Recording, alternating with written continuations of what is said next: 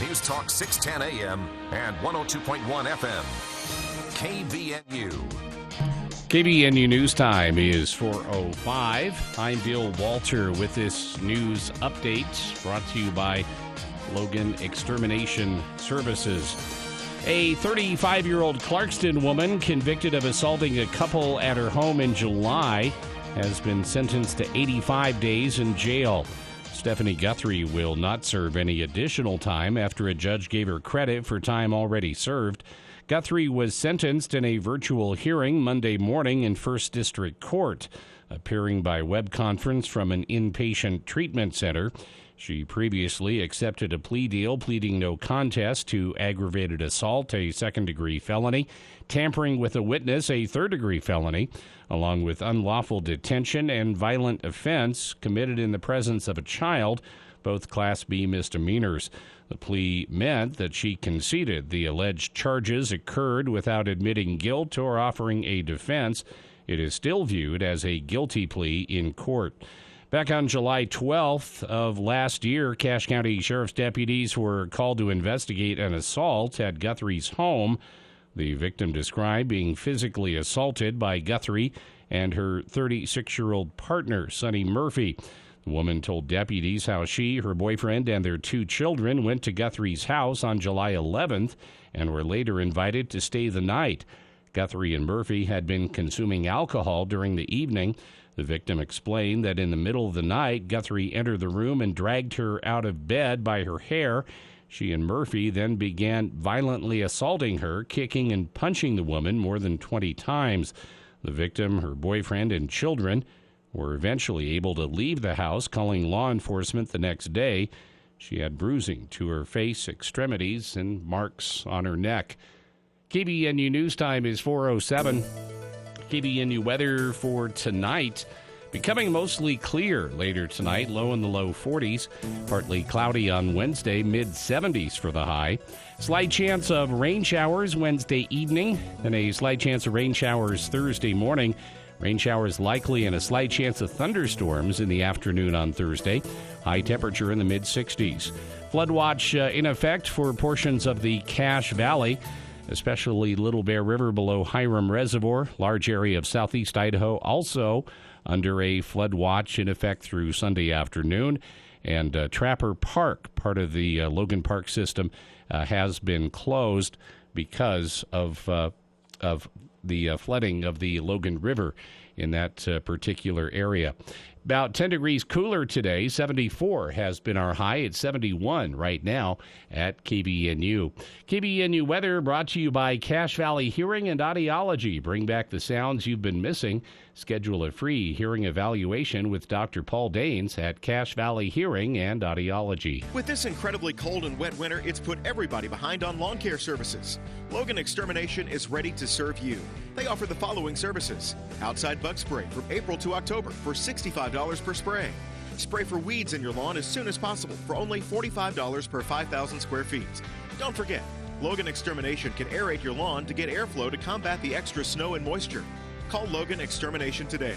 Logan Extermination, 752-8450. KVNU News Time is 4:08. After a review of its Student Health and Wellness Center during fall semester of 2022, Utah State University issued a request for proposals at the end of the semester. That led to USU's selection last month of Intermountain Health's medical group to assume management of the on-campus center. The school announced Monday that by July 1st, Intermountain will take over all services at the Student Health and Wellness Center. Since demand for care is lower during the summer, that will allow Intermountain time to have new processes and systems in place for fall semester 2023. USU Executive Vice President Robert Wagner said most of the center's budget comes from student tuition. Members of the USU Student Association were involved in the process, and last Tuesday, April 25th, the final decision was discussed with the USA Executive Council. And a 38-year-old Layton man has been ordered to remain in a group home and receive treatment for sexually abusing a Logan girl more than 17 years ago. Carlos Sosa avoided any further incarceration after a defense attorney described how the defendant suffers from schizophrenia. Sosa was sentenced Monday morning in First District Court. He previously accepted a plea deal, pleading guilty to sex abuse of a child, a second-degree felony. Defense attorney Craig Bainham said Sosa suffers from mental health issues, and hears voices. He explained how the defendant is in a group home, monitored 24 hours a day, and deserved a second chance. Cache County Attorney Dane Murray recognized Sosa had mental challenges, but explained there was also a victim dealing with what happened for the rest of her life. He asked the court to still consider sentencing the defendant to jail.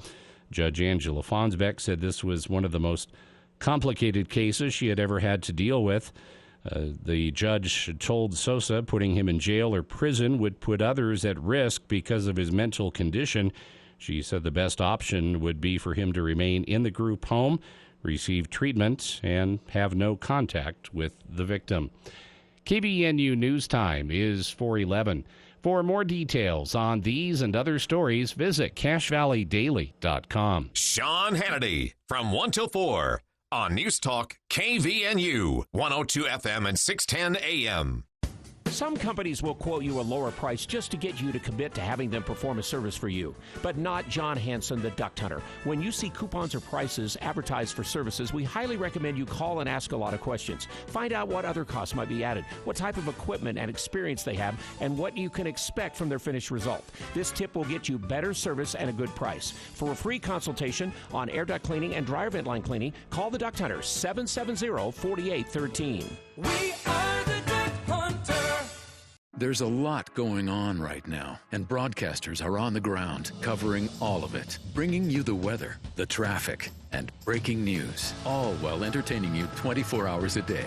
Someone needs to tell you what's going on around the world and in our hometowns, and that someone is us. We are free radio. We are always there. We are broadcasters. Visit wearebroadcasters.com or text radio to 52886 to learn more. Furnished by NAB and this station. I will be right by your side. Women can have it all, including heart attacks. But symptoms like jaw pain, nausea, unusual fatigue, dizziness, and backache are often different and more subtle than for a man. The fact is, heart disease is the #1 killer of women. Know the signs. Learn more at getheartchecked.org. From Women's Heart Alliance, in partnership with Women Heart. We may be thousands of miles apart, but we can still connect. And when we do, we make things better. At Child Fund, we connect children all around the world with what they need to grow up healthy, educated, and safe. Together, we co-create connections that help millions of children who live in poverty worldwide, and their families, and their communities, and you. Join us. Together, we can make the world a better place. 2 small worlds at a time. Visit childfund.org to learn more.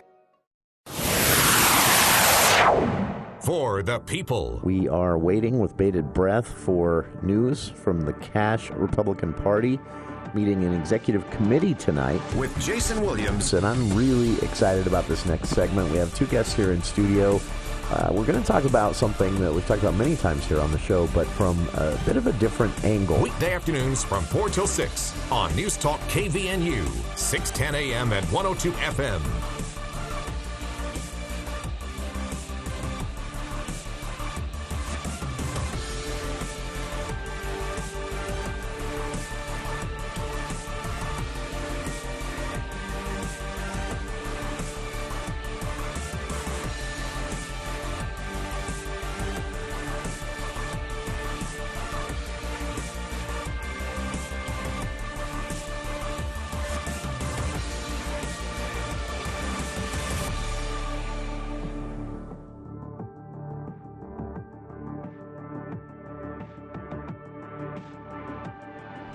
Welcome to KVNU's For the People.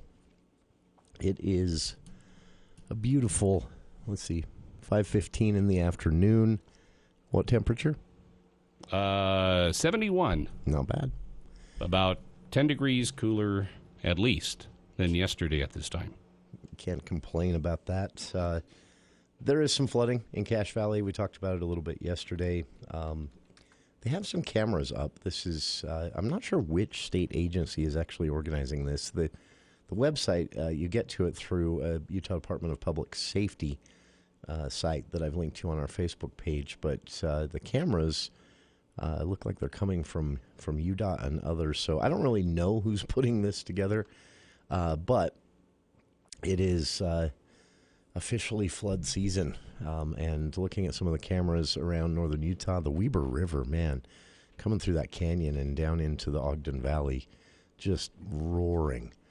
And then here in Cache Valley, today, the news that Blacksmith Fork Canyon is temporarily closed. The closure begins at the power plant near milepost 14 up towards Hardware Ranch. That's the second. Yeah, if you're familiar with the canyon, you know where it is.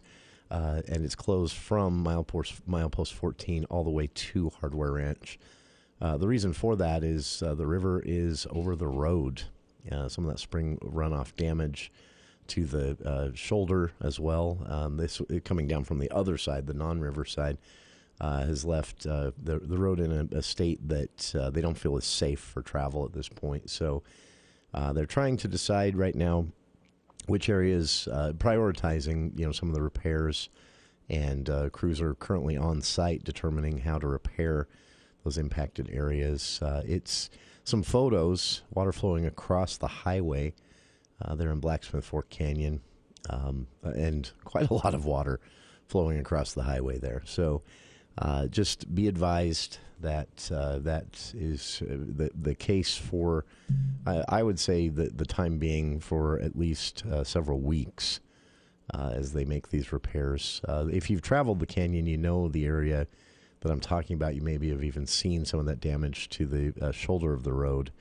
And the concern is that with as saturated as the ground is, as high as that river is near the area, that it's just going to get worse, maybe even take the road with it. So officials have closed a section of Blacksmith Fork Canyon. Again, that's SR 101, after the melting snow has caused some road damage and areas where the river itself actually going across the road up there. So some video of this as well, taken last night, showed water flowing across multiple places in the road. That's subsided just a bit. There have been some slides and debris on the roadway as well.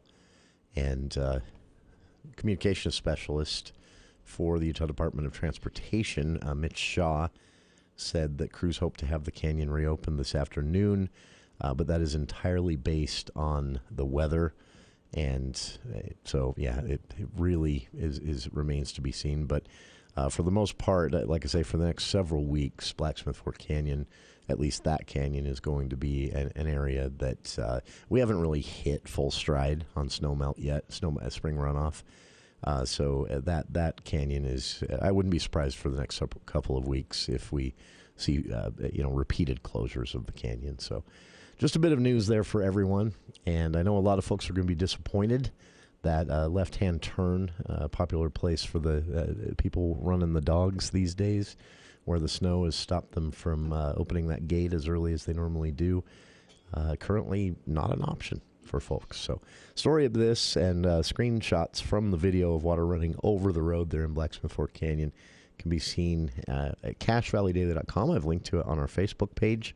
And we'll be back, officially get the show started with your headlines and smooth jazz right after this. Here's Chad Norton, the lawn doctor, with a tip for your lawn. Spring didn't happen as early as we anticipated. Winter returned, and it's time to help wake up your grass with a light raking. Then to keep it green and weed-free this summer, call the Lawn Doctor. We can put you on a summer program to make your lawn the greenest and healthiest it can be all season long. Go to LawnDoctorCacheValley.com or just give them a call at 753-LAWN. That's 753-LAWN. One smile is great, but one smile in a community of smiles is so much better. A smile has a secret power that most people don't know about. A smile multiplies. It spreads from one person to the next, stretching across entire groups of people.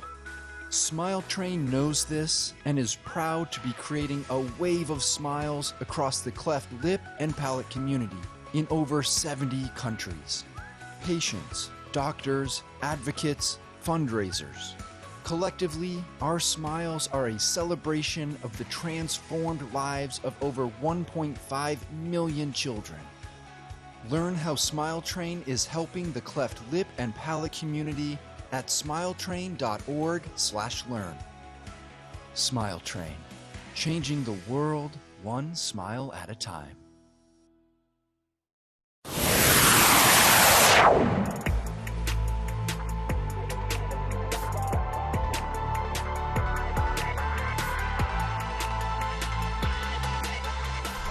Welcome back to KVN News for the People. It is with excitement, sincerely, that I promote our second hour today. Craig Peterson will be with us here in the studio for the People Book Club, the monthly installment here on the show. And Craig will be joining us to talk about Jimmy Carter. We're going to talk about it. Carter, of course, in the headlines recently entered hospice care, and the doctors had said he probably at most had about 6 months, and he's 98, but he wrote an autobiography at age 90, and that was Craig's choice for the book club this month. So he'll be with us at 5 o'clock in hour 2 of today's show. Right now, it's time to officially get things underway with our contribution to the news cycle each day while keeping the temperature down. It's your headlines and smooth jazz. This day in history, for officially May 2nd, 2023. This day in 1885, Good Housekeeping magazine, the first edition of Good Housekeeping, went on sale at corner newsstands in New York City in 1885 on this day. I had no idea it was that old. You can still get this magazine today. The first modern sighting of the famed mythological Loch Ness Monster was reported on this day in 1933. That was just a report, no photos. Since then, though, it's become a frequently reported thing, though still no evidence of Nessie actually existing has ever fully emerged. But the first report recorded was on this day in 1933 in Scotland. Hussein was crowned King of Jordan on this day in 1953, which was a turning point for, well, basically much of the Middle East, leading to the politics of the area we see today. That was on this day in 1953. And Tony Blair became Prime Minister of the United Kingdom on this day in 1997. Famous birthdays today. Catherine the Great, way back, was born on this day in 1729. Singer Bing Crosby was born on this day in 1904. Baron von Richthofen, the Red Baron, as you know him, famous World War I German fighter pilot, born on this day in 1892. Boxer Sugar Ray, Dwayne The Rock Johnson, born on this day, 1972. I assumed he was older. David Beckham, and gold medal ice skater Sarah Hughes, also born on this day in 1975. Utah is stepping up a program that's been in a bit of a pilot state for the last year or two. But this year, record snowpack has drastically and likely temporarily reduced a drought that began to impact Utah at the end of spring 3 years ago. And U.S. Drought Monitor currently lists about 20% of the state is now in a moderate or severe drought, which is an improvement from where we were. Still bad, but an improvement. And the rest is just listed as abnormally dry, though not officially at this point. 80% of the state no longer under drought-related designation. The trouble this brings about, lawmakers are concerned, and the governor is concerned, is people backing off of everything they've been doing to conserve water and make changes to reduce our overall water use in the state. So, during the legislative session, discussion was had and a bill was passed, or a line item was added, rather, to the budget to fund a big expansion of a buyback program of sorts. It's a statewide turf grass buyback program. And the state is currently seeking water use reformation in a lot of different ways. But the state program, it runs through Utah Water Savers. It originally started, again, as a small pilot in the Jordan Valley Water Conservancy District way back in 2017. Then, as 2020's drought set in, it was expanded by lawmakers in 2021's session to a larger portion of the state to see. Basically, they wanted to see, would people buy in? Was it something that would actually be a worthwhile use? They knew replacing turf on lawns and things like that was a good idea, but would this be a way to incentivize people to do it? Governor Cox explained at a recent summit that cities themselves taking a proactive approach when it comes to future development. They would qualify, of course, for the turf grass program as well. So the state is not paying for buybacks in those areas, and there will still be some certain grass requirements because there are reasons to actually put grass in. A lot of it have to do with, stopping erosion or creating a runoff area, things like that. But in general, the idea behind this is replacing grass with xeriscape or even water-free local scaping, as it's called, and well, you can qualify for the incentive. Spokesperson for the Jordan Valley Water Conservancy District, who talked about the new program, said there are some guidelines. Project can't include grass in park strips or areas less than 8 feet. So basically, this has to be to be a part of this buyback program. You have to be swapping out a large chunk of grass.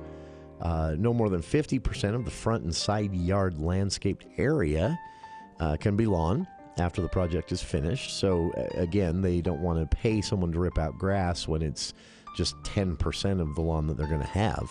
So this has to be more than half of your area that you're swapping out turf for something more water-friendly. And finally, lawn areas can't exceed 20% of the total landscaped area. This mostly applies to commercial, industrial, and multifamily dwelling units.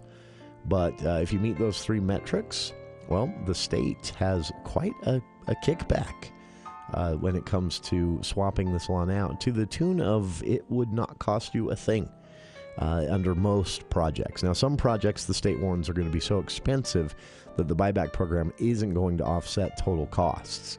But for the average homeowner, they said this basically makes it near to, if not exactly, free if you're able to swap out more than 80% of your lawn for xeriscaping. More details on this, I've linked to it on our Facebook page. It is running out of the very different water district, but it is something that here in Cache Valley you can apply for. So if you're interested, follow the link on our Facebook page, and it will take you straight to the state's official website on this. When it comes to water conservation, much of the state's effort right now, as we've discussed on the show before, is focused on the St. George area. That's where the water use, gallons per person water use rates were some of the worst for the state. And it's also one of the fastest growing areas in the state. City leaders and county leaders got a lot of flack from the legislature and even their own constituents when some of the numbers were made public. And they've made some great strides. So in another water conservation-related story, a link on our Facebook page to this as well, the St. George City and Washington County at large have adopted some incentives of their own. This is the interesting part of the news, though. What they have found to be the most effective, what got people to reduce their watering the most, was even just mentioning to them at city council meetings and other places that if we don't get our water consumption under control in Washington County, the legislature is going to up the price of water. That was the most effective way to get Washington County, St. George residents specifically, to cut back their water use by saying, look, if you don't, the legislature, they've already toyed with the idea several times now, but if they if you don't get it under control, it's going to get more expensive. And people,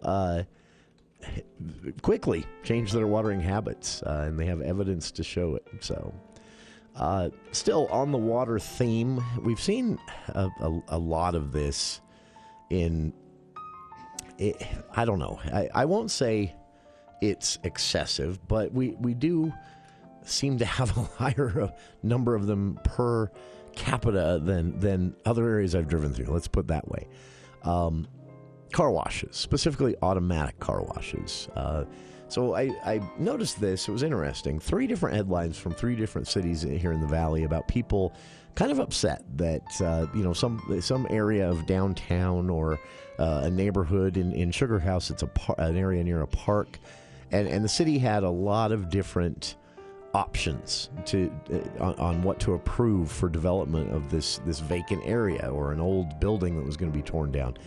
And in all 3 of these cases, a automatic car wash was the answer.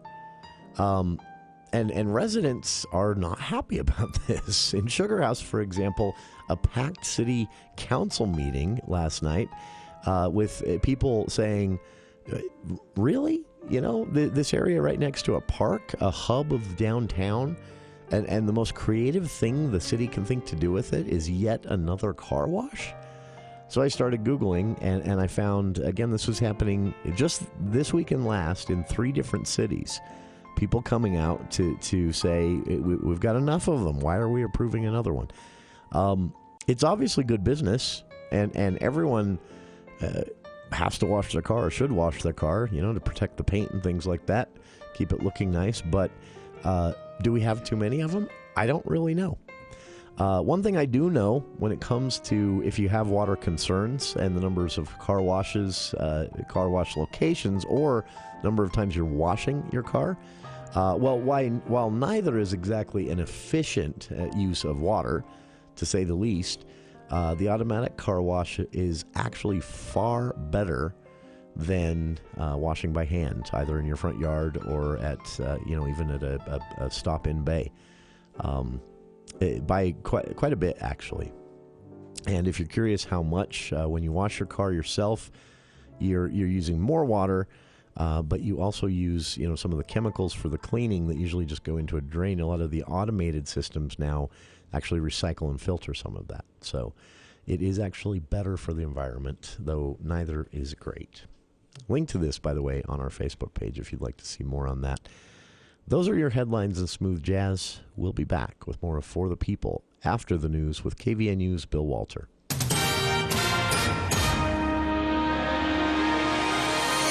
Thank you, Jason. KBNU News Time is 4:32, and the news is brought to you by Roof Rescue. A Utah judge has ruled that the state law banning abortion clinics cannot take effect this week as scheduled amid a lawsuit filed by the state's largest abortion provider. Judge Andrew Stone today granted a request from Planned Parenthood to delay implementing a law that would have stopped abortion clinics from getting licenses beginning on May 3rd.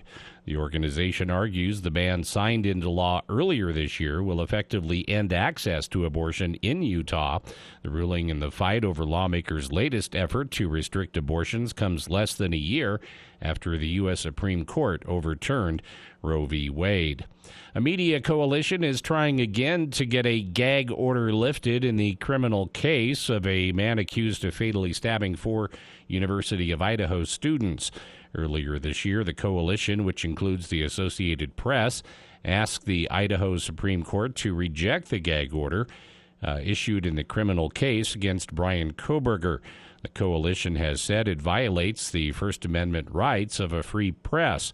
The Idaho Supreme Court last week denied the request and said the coalition should have first asked the lower court to have the order lifted. The group challenged the gag order at the lower court level Monday afternoon. And Idaho's Supreme Court Justice John Stagner has announced his resignation, saying the relative low pay has made it financially necessary for him to return to private practice. The Idaho legislature gave most state employees cost of living raises of up to 7% last year, but not judges. Idaho's Supreme Court justices earn just over $165,000 a year. Stagner's letter on Monday to Idaho Governor Brad Little calls the decision bittersweet. His resignation will take effect at the end of October. The governor will appoint someone to serve out Stagner's term, which ends in January 2027. KBNU News Time is 4:34. This is David from Roof Rescue. A roof is not something most people think about until they notice a leak on the ceiling. This time of year, fluctuation in temperatures, along with rain, snow, and ice, can do a number on your roof. If you notice these leaks, they won't go away on their own and are oftentimes a sign that the roof has reached the beginning of the end of its life. Call Roof Rescue for a free analysis, diagnosis, and estimate. Let's fix those leaks and keep you dry this winter. Call 435-999-4268 or visit roofrescueusa.com. Roof Rescue, providing watertight peace of mind. KBNU weather for tonight, becoming mostly clear tonight, low in the low 40s, and then partly cloudy, mid-70s, another warm day tomorrow. Slight chance of rain showers in the evening Wednesday night, and then a slight chance of showers in the morning, rain showers likely, and a slight chance of thunderstorms in the afternoon on Thursday, mid-60s, and 60% chance of rain. 74 has been our high today. It's 73 right now at KBNU. And again, flood watch remains in effect for portions of the Cache Valley and also for a large area of southeastern Idaho. Napa Auto Parts just took in truckloads of oil, Napa's best-selling diesel oil at the lowest price of the year. Chevron Delo 15 weight 40, $15.99 a gallon, and Napa Premium 15 weight 40, $12.99 a gallon. At your 5 locations of Napa Auto Parts from Preston to Providence. For more details on these and other stories, visit CacheValleyDaily.com. Let's check Wall Street now with Edward Jones. Good afternoon. This is Branch Office Administrator Whitney Heyer bringing you the daily financial market report on behalf of financial advisor Mike Arnold and Edward Jones. Renewed weakness in regional banks dampened sentiment ahead of rate decisions by major central banks. Along with ongoing bank troubles, angst over the U.S. debt ceiling discussions also helped bonds rally and reinforce bets that rates will soon peak. Today, U.S. equities closed lower. The Dow closed down 367 points at 33,685. The Nasdaq closed down 132 points at 12,081. The S&P 500 closed down 48 points at 4,120. And in the bond market, U.S. Treasury yields are trading at 3.43%. The price of crude oil was down $4.06 at $71.60, and the spot price of gold was up $34.80 to $2,027. In stocks of local interest, Autoliv was down 76 cents at 84.79. Chevron was down $7.20 at 160.04. Dominion Energy was down $1.59 at 55.53. Home Depot was down $3.42 at 294.28. Kroger was up 16 cents at 49.44.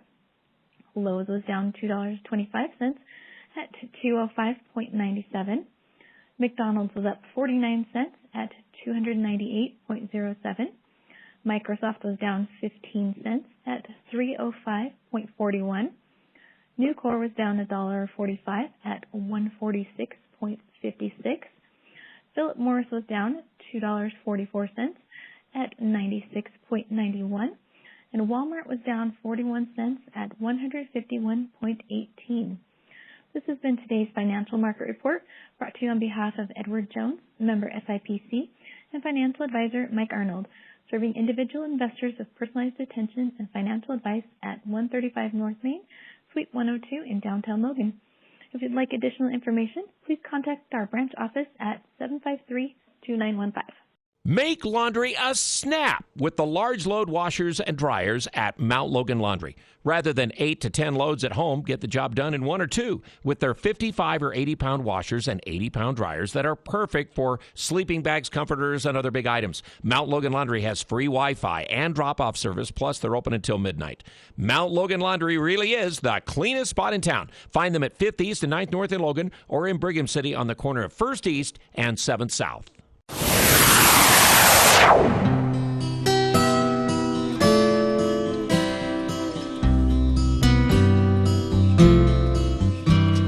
Rainy day people KVN News for the people.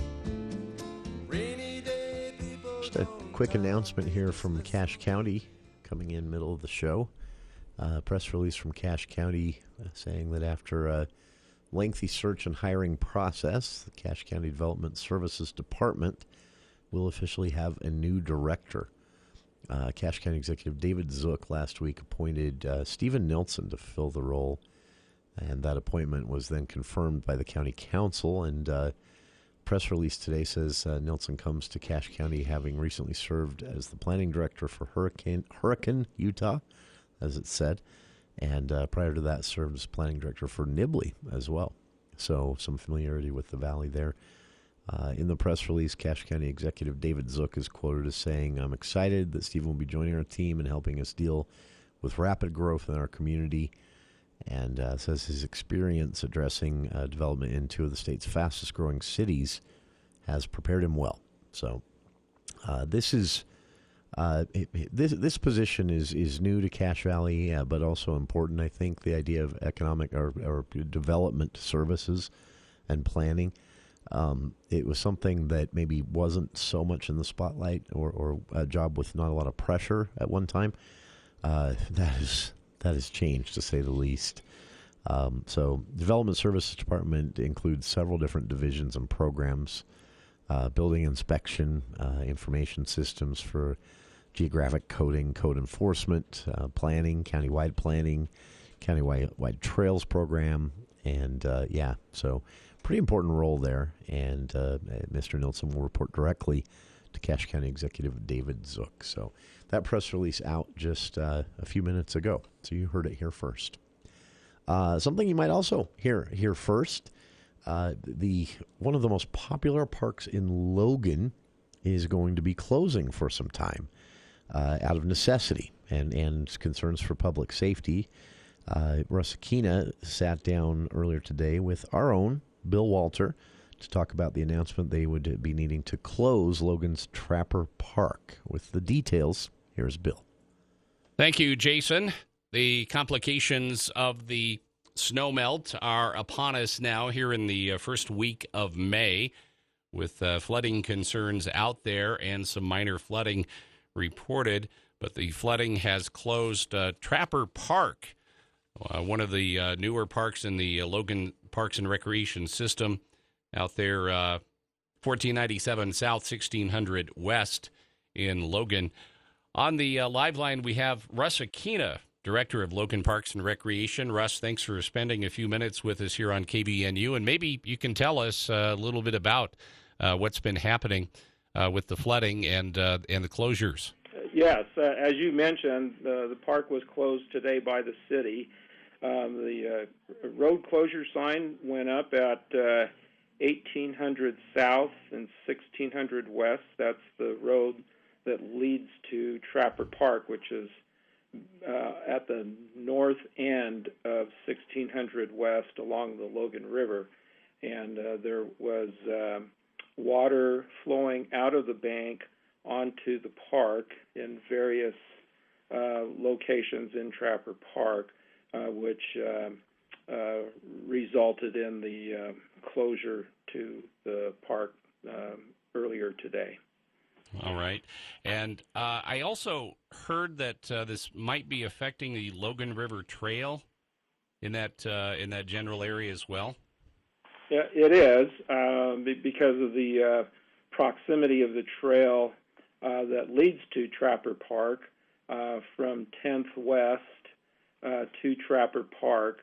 The trail is on the south side of the Logan River, and our parks staff had observed water coming from the river out of the bank and running across the trail.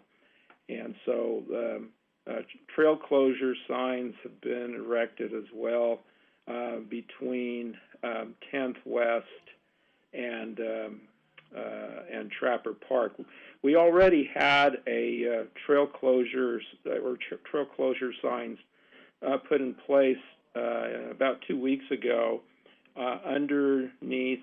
It's the underpass at 10th West, and those signs remain up at this time.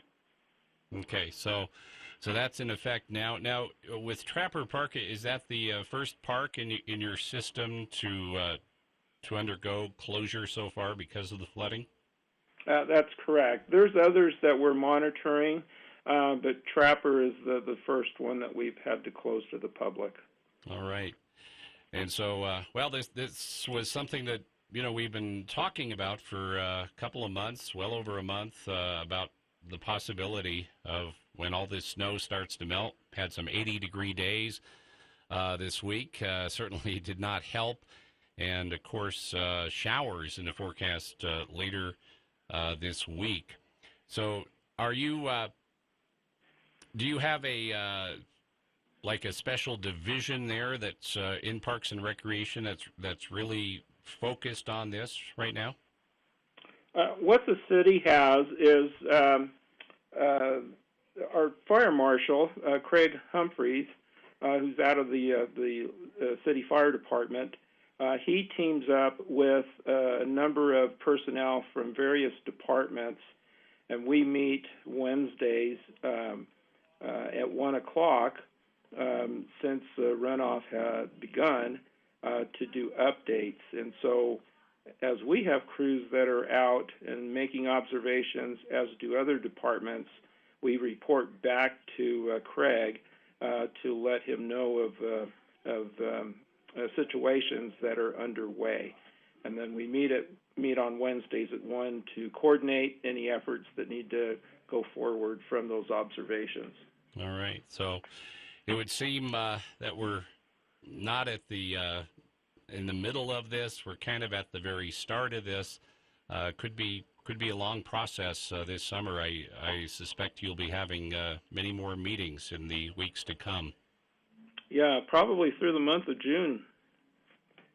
Yeah, that's what it's looking like. And as far as the Logan River in the canyon, how do things look there?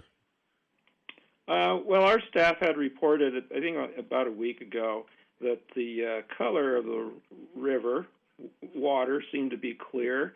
But up to about a week ago, I think around where we've had these warm temperatures, it's turned to a more chocolate-looking color. I can't tell you in terms of flow and whatnot, but looking at what we're seeing based on observations and photos that have been taken and sent to us today, we would imagine that there's been an increase in flow in the canyon.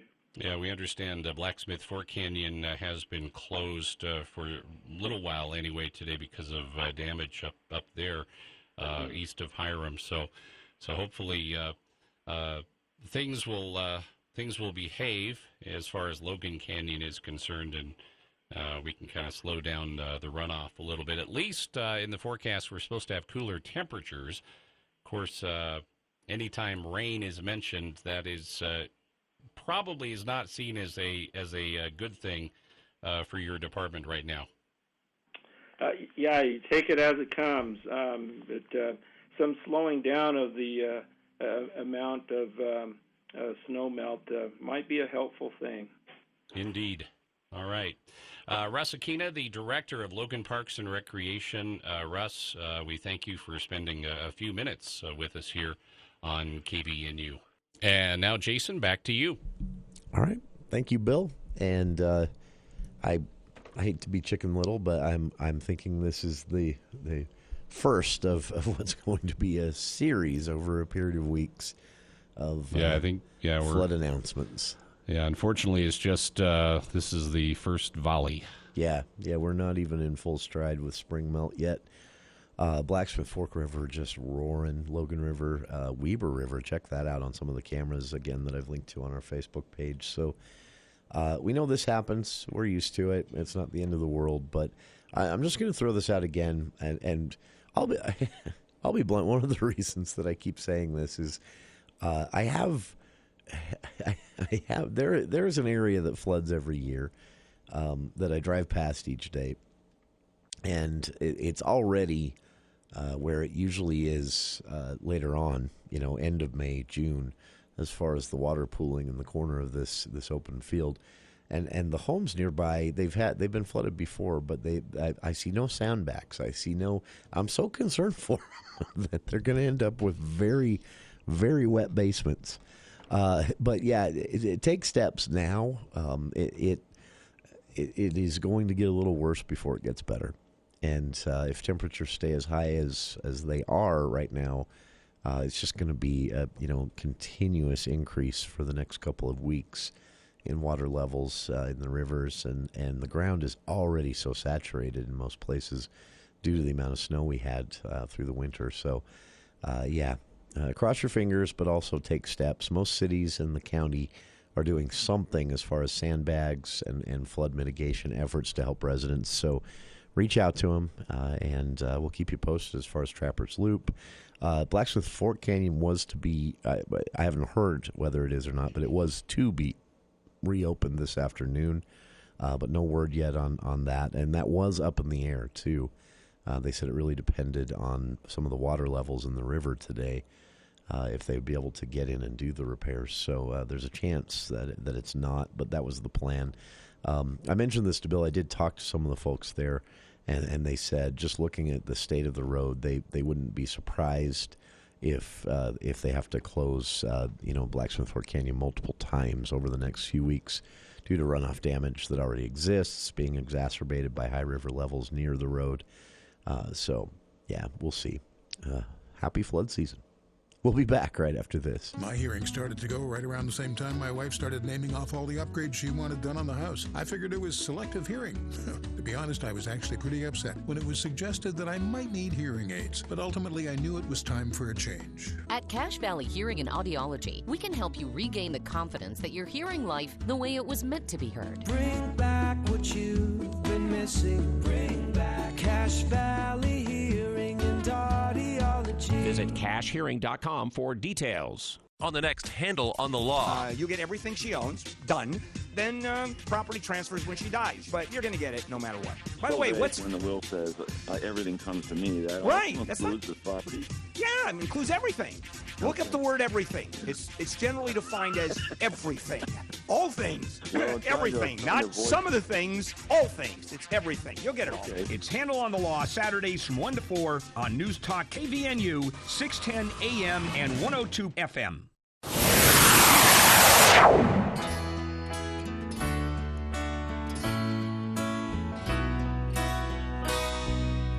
Picking up the pieces of my sweet shattered dream.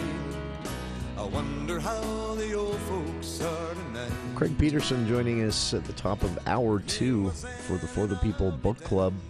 Timely selection with news a few weeks ago that former President Jimmy Carter at age 98 would be entering hospice care, and his family saying doctors had given him around 6 months is what they expected that he had left time-wise.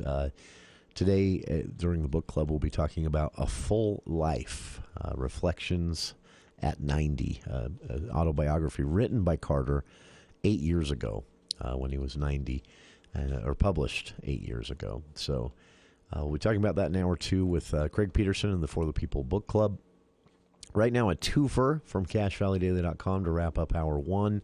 One, just a reminder for everyone. We spoke with Emily Malik on the show a couple of weeks ago to talk about, to answer a listener's question. You know, a listener wanted to know just what volume-wise, Logan was processing when it comes to green waste every spring, and through the central facility there, but also through other, cleanup efforts and more. And during that, Malik also noted some of the changes to, well, first off, the lack of curbside spring cleanup. Of course, Logan residents should be fully aware of that. They because of the workload that was still on city workers due to the snow and everything else, preparing for floods and more, they decided there just weren't the resources for the curbside cleanup this year. But starting yesterday and through the 15th, there are designated locations in Logan. Listener had asked about this, and so I just wanted to remind everybody. Lundstrom Park, parking stalls on the 1400 north side, roughly, or near 1400 north side of Lundstrom Park. Hiram Gibbons Mount Logan Park in the parking lot there, and Merlin Olson Park, east side of that park, the east parking stalls. Those are the bulk green waste locations where you can dump green waste, and the city will pick it up there. So that's in lieu of curbside cleanup in Logan. And then, of course, you can also take your green waste straight to the facility there just down the street from us, and they'll wave you through for free if you're bringing green waste only into the dump area there. So a couple of different options for you. Thanks to a listener for sending that in. Good to have a reminder out there. And wanted to highlight two things. First off, I was hoping to be able to get them on the show before the event tomorrow, but scheduling led to them having to cancel.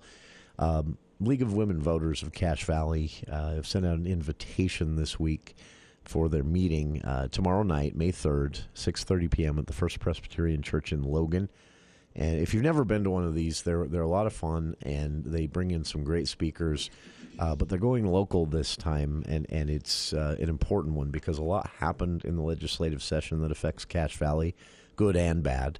And so Cache County policy analyst Karina Brown will be the guest speaker tomorrow night at the League of Women Voters of Cache Valley's semi-monthly meeting. They do this almost every month.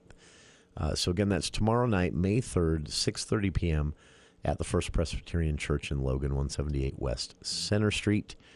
League of Women Voters of Cache Valley hosting their monthly meeting with a guest speaker from Cache County this month, Karina Brown, policy analyst.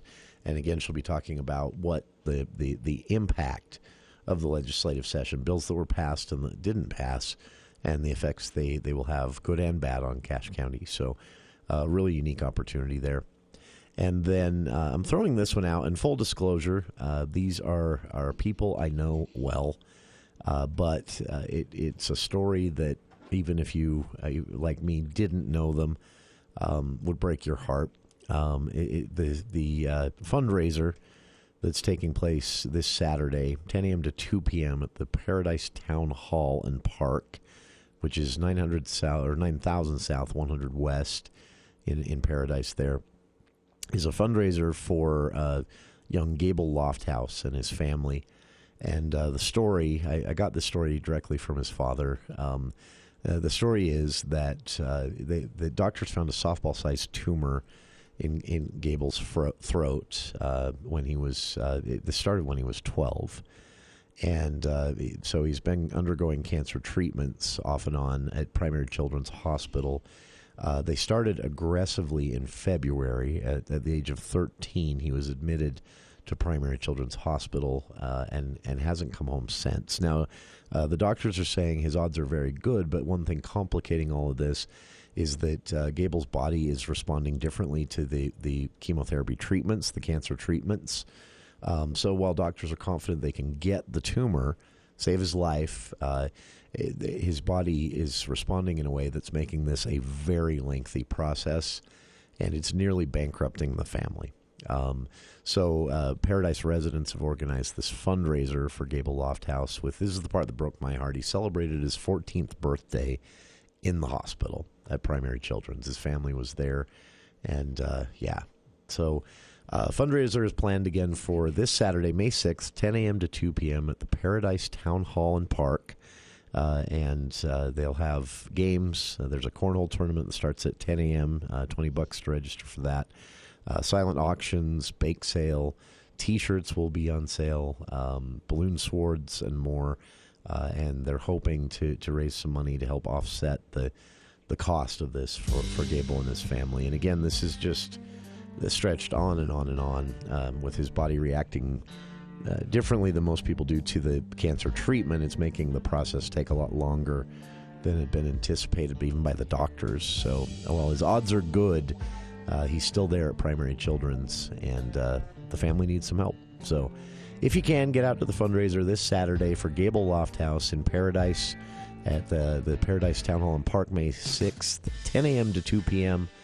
And details on this you can find via a Facebook page I've shared as well that the family has set, or friends of the family have set up. That's hour one of today's show. Stay tuned. Craig Peterson and the For the People Book Club. We're going to be talking about Jimmy Carter in Hour 2 here on KVNU Logan.